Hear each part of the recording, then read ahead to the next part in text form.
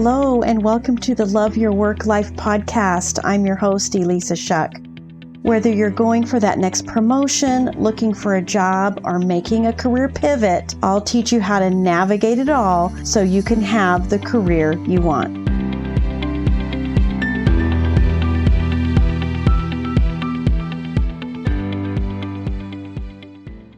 This is Love Your Work Life, episode 110. This week, I am rolling back into the early podcast episodes, but it's a recurring theme and thing that's going on right now. It was then, it still is. I think it's just always going to be part of work life, and that is managing difficult environments, toxic environments.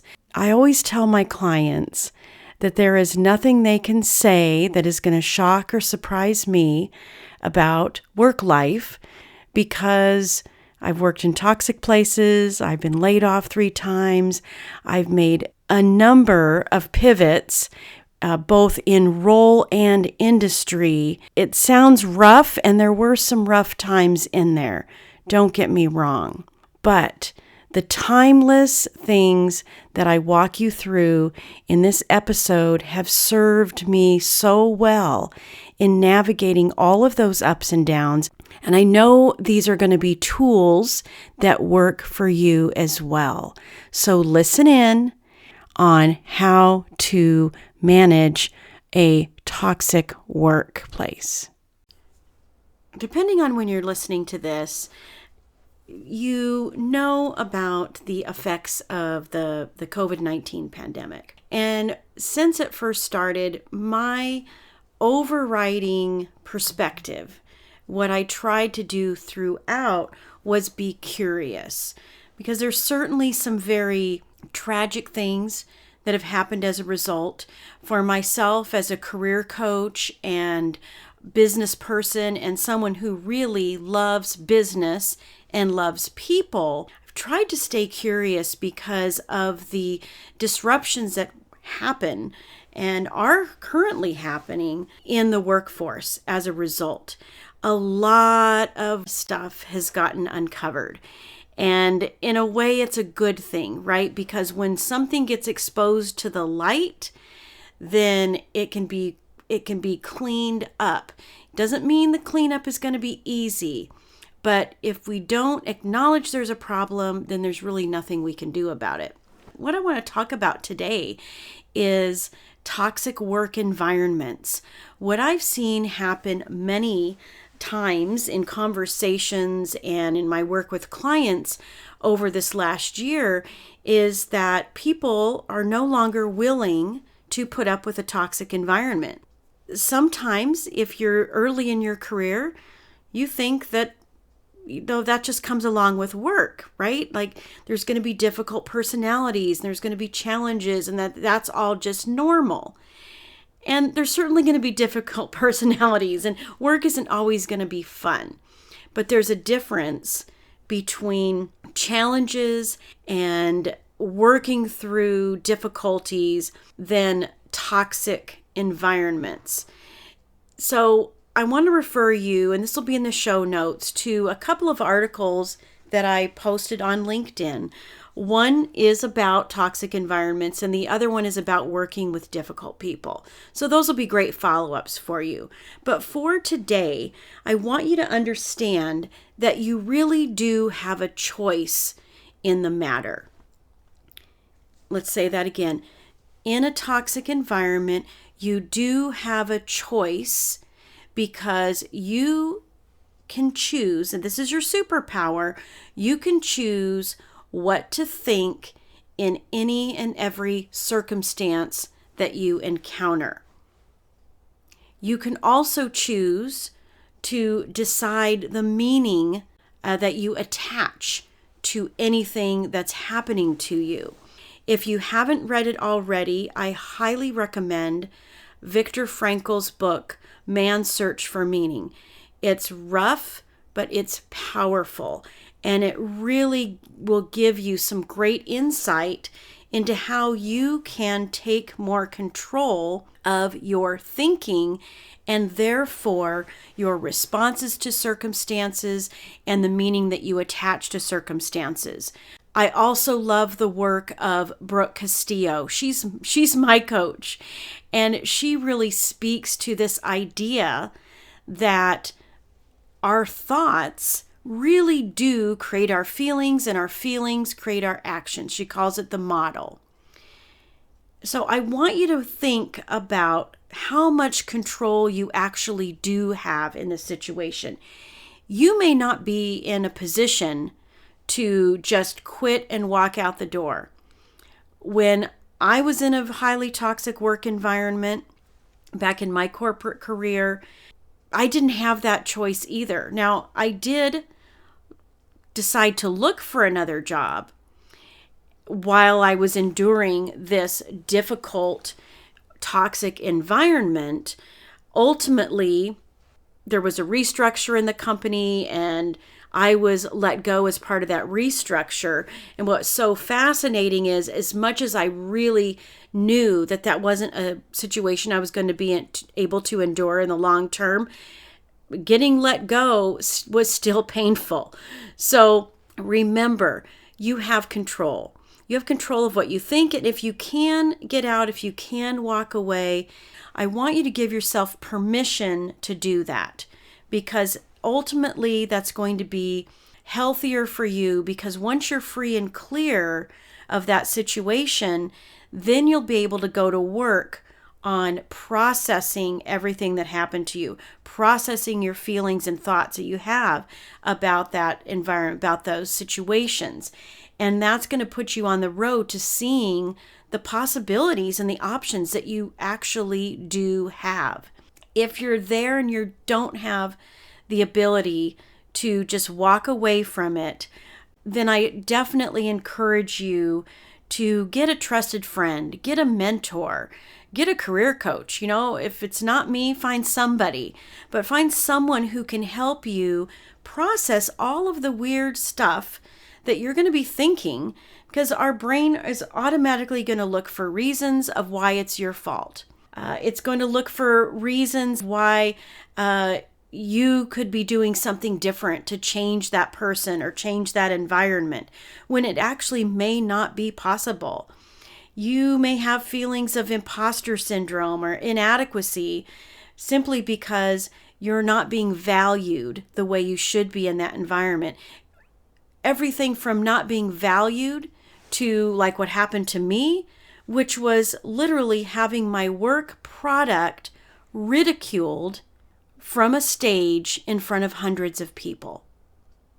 There's a lot of extremes here, and trust me, I have been through it all. I have processed all of it.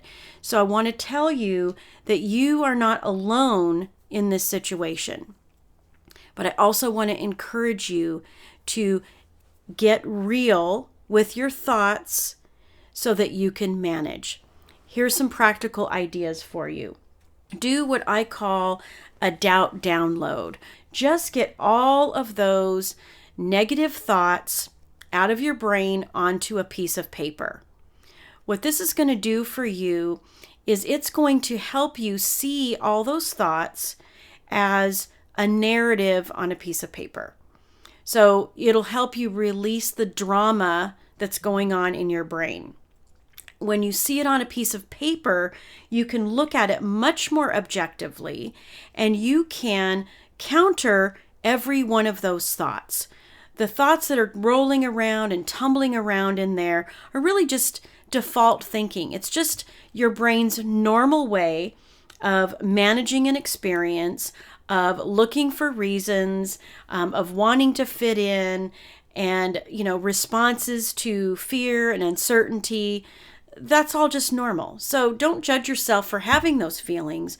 But what I want you to do is, after you write all those out, to go through all of them and choose some new thoughts. Choose the alternative to those thoughts. In many cases, it may be the exact opposite of what those thoughts were. If you're feeling like, hey, I don't know what I'm doing, then choose the thought, I absolutely do know what I'm doing. I've been in this role for how many years, and just because a new CEO came in doesn't mean suddenly I don't know what I'm doing anymore. Just because I got a new manager doesn't mean that suddenly I don't have knowledge and I don't have value anymore. So choose those alternative thoughts, because here is what that's going to do for you. When you have a thought, it's also creating a feeling. You can trust your feelings. And even if you need to, if you're not in touch with your thoughts, but you're feeling something inside you and your body and it doesn't feel good, reverse engineer that back to the thought that you are thinking, because that's your superpower.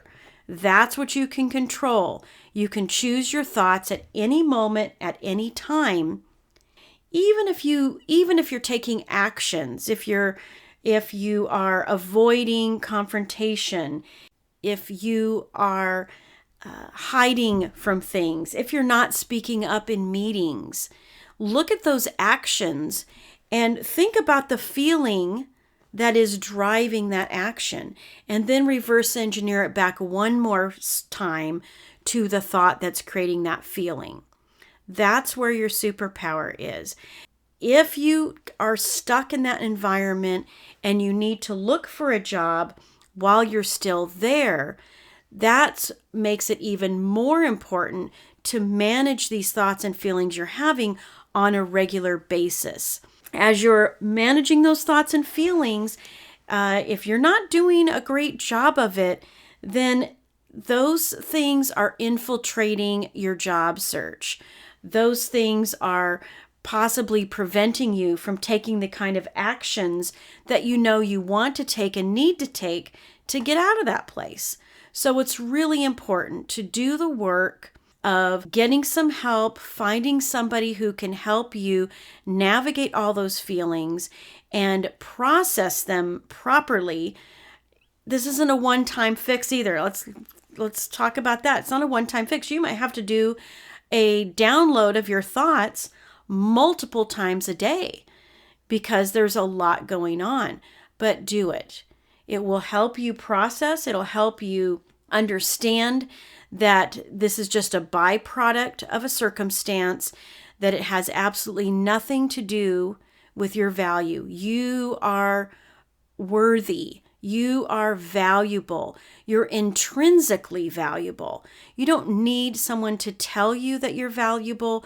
The more you can start to feel that within yourself, and the more you can start to look at what's happening around you that's positive as evidence of your value, not to validate you, but as evidence of your value, the more you're going to be able to process the negativity that's happening around you, to see that it means absolutely nothing about you, and develop the skills and resources to navigate these toxic environments.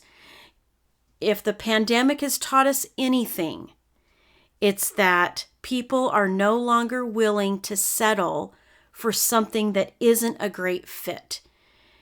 If you're in a role that doesn't feel like a great fit, if you feel like you fell into what you're doing and it doesn't feel good because of that, or it doesn't feel good because the environment is truly toxic, then give yourself permission right now and take the steps to develop the resources that you need to process all those feelings, to choose the thoughts that you want to think about yourself, and if necessary, step up.